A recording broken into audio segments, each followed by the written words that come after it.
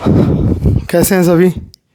तो दोस्तों का फ़ोन आया और बात भी हुई, टॉपर्स से बात करी जो चार चार प्री फेल हुए, पांचवें अटैम्प्ट में फाइनली सिलेक्ट हो गए, एसडीएम बन गए, नायब तहसीलदार बन गए, सीटीओ बन गए और डीएसपीज कोई ध्यान नहीं है, हो सकता है बन गया हो। तो मुद्दे की बात करते हैं। तो आप लोग क्यों प्रिपरेशन नहीं कर पाते हो? क्यों पेपर की तैयारी मतलब मेंस तक या प्री तक आप ऐसा लगता है कि तैयारी नहीं हुई है? इतना पढ़ने के बाद, इतना मतलब है ना, सब कुछ है ना प्रिपेयर कर लिया और उसके बाद भी है ना 100% फील नहीं आ रहा है कि यार पेपर देने घुसें, एग्जामिनेशन सेंटर में जाए। ठीक है, तो मुद्दे की बात ये है कि मुझे आज आपको ये बताना है कि मतलब आपको पता है ना, थॉमस अल्वा एडिशन 1000 तरीके पता थे कि फ़ेल कैसे हो सकते हैं, और वो यही कहते थे कि मैं आपको 1000 तरीके बता सकता हूँ कि कैसे नाकामयाब होना है। क्योंकि उन्होंने इतनी, अब आप सोचिए ना दोस्तों, आईएएस पीसीएस में कितनी बार भी फेल हो जाओगे, 1000 बार नहीं फेल होगे। ठीक है, तो दोस्तों हार नहीं मानना है और मैं आपको बहुत बेहतर ढंग से समझा सकता हूँ, बता सकता हूँ, इशारे कर सकता हूँ कि क्यों आप फेल होते हो, क्यों आपकी तैयारी अधूरी रह जाती है, क्यों प्रिपरेशन आपकी पूरी नहीं हो पाती है। ठीक है, तो सबसे पहला रीज़न है कि आप लोग लिखते नहीं हो। ठीक है, वो भी कंसिस्टेंसी में। मेरे मतलब यकीन मानिए दोस्तों, मैं आज भी डेली 10 से 15 पेजेस लिखता हूँ। ठीक है, क्यों लिखता हूँ? ताकि मुझे हर एक टॉपिक में क्लियरिटी रहे। सिनॉप्सिस बनाता हूँ, शॉर्ट ट्रिक्स बनाता हूँ अपने आप को समझाने के लिए कि हाँ यार, अगर किसी ने मुझे रास्ते में या मेरे एस्पिरेंट ने किसी ने फ़ोन कर दिया तो बोलेगा कि सर ये टॉपिक कैसे होगा, तो मैं उसे समझा सकता हूँ, उसके दिमाग में भी बहुत ज़्यादा दिन तक रहे। ठीक है, तो सबसे पहला रीज़न, कोई भी सिलेबस को देख के घबराएं नहीं, इतना बड़ा है, इतना कैसे कवर होगा। आप सिलेबस को ये क्यों सोचते हो कि इकोनॉमिक्स, पॉलिटी, ज्योग्राफी बहुत पढ़ना है? आप टॉपिक वाइज तैयार करिए, हर सब्जेक्ट के इम्पॉर्टेंट टॉपिक्स को पहले तैयार करिए जो पेपर की दृष्टि से बहुत इम्पॉर्टेंट है। और दूसरी चीज़, पढ़ना आपको सब है लेकिन लिखना बहुत है। लोग गिव अप कर देते हैं, एस्पिरेंट्स मेरा गिव अप करता है कहाँ पे? नहीं लिखने के लिए। उसको लगता है आंखों के सामने से पढ़ते चले जाएंगे, अंडरलाइन कर देंगे, आगे बढ़ जाएंगे, नाम हो जाएगा कि मैंने ये बुक पूरी रीडिंग कर दी है। असल में ये पढ़ाई हुई नहीं।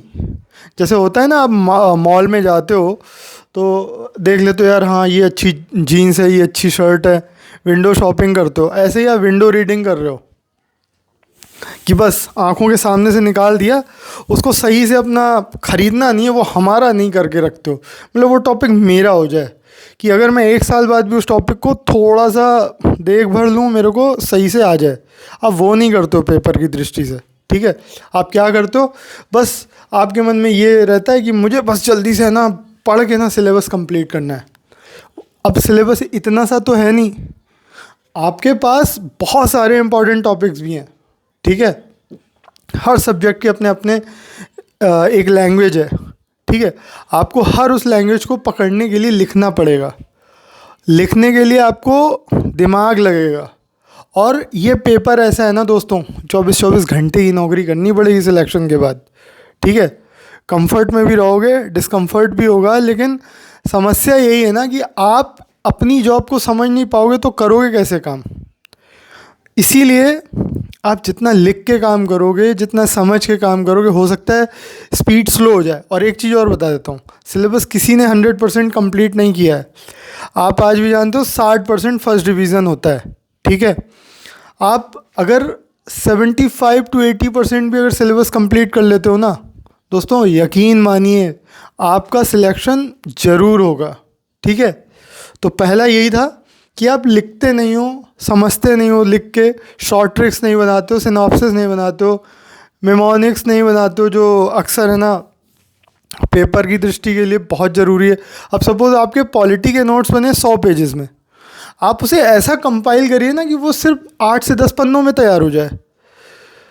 तो इशारा यही है दोस्तों कि लिखना बहुत है और फिर उसको शॉर्ट ट्रिक में कन्वर्ट करना है, सारे सब्जेक्ट्स को जितना हो सके अपनी तरीके से तैयारी करिए। इसीलिए कहा जाता है कि दूसरे के नोट्स आपके हेल्प नहीं करेंगे, आपके खुद के नोट्स आपको सक्सेस दिलाएंगे। आप अपने नोट्स किसी को भी दे दोगे, वो सक्सेस नहीं होगा, वो ये कहेगा ये मेरे लिए रद्दी है। क्यों? क्योंकि आपने अपने स्टाइल से, अपने तरीके से, अपने विजुलाइज किया होगा कि यार इस तरीके से करूँगा मुझे याद रहेगा। ठीक है, अब मैंने मेरे नोट्स में प्रेसिडेंट को सिर्फ पी और आर करके गोला कर दिया है, वाइस प्रेसिडेंट को VPR कर दिया है। अब अगर मैं किसी को दूंगा तो यही सब पूछता रहेगा। गवर्नर को GO कर दिया, बस गवर्नमेंट को GOBT कर दिया है। तो अब जैसे मैं तरीके बता रहा हूँ दोस्तों, छोटे छोटे जो आपके बहुत हेल्प में आएंगे। अब जैसे लिखा है मूल अधिकार और राज्य के नीति निर्देशक तत्व, तो उसको लिख दो FR एंड DPSP। तो ऐसे ही आपके भी बहुत शॉर्ट ट्रिक्स होंगे, शॉर्ट नोट्स होंगे जिसमें आप याद करने के लिए ये सारे तरीके अपनाओगे। कोई सेंटेंस है, उसमें मेन कीवर्ड क्या है उसे याद करो। ठीक है, उसने कहा था ऐसा होगा वैसा होगा, ये सब है ना कहानियाँ याद रखने की ज़रूरत नहीं है। आपको याद रखना है आत्मा को, आंसर की आत्मा क्या है, क्योंकि लिखना आपको उसी पे है। ठीक है, तो ये था दूसरा कि आपको शॉर्ट ट्रिक्स बनाना है, आगे बढ़ जाना है, लिखना है, शॉर्ट ट्रिक्स बनाना है। ठीक है, तीसरा तरीका बहुत ही डिफरेंट तरीका बता रहा हूँ दोस्तों, प्लीज़ जो भी इसे फॉलो करेगा मैं यकीन के साथ कह सकता हूँ बहुत हेल्प मिलेगी रिवीजन में, नोट्स बनाने में। आप सो के उठते हो, मोबाइल मत देखना कभी भी जैसे सो के उठते हो, वैसे अपने नोट्स पढ़ना। आप जैसे ही सो के उठोगे नोट्स पढ़ोगे, आपको बहुत हेल्प मिलेगी। और अभी है ना, अभी रुक जाइए, 10 मिनट रुक जाइए।